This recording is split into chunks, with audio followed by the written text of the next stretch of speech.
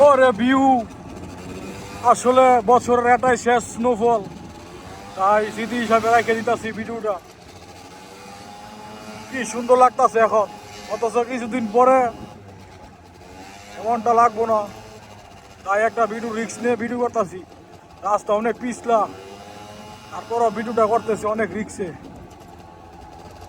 যাতে একটা স্মৃতি থাকে। ওরে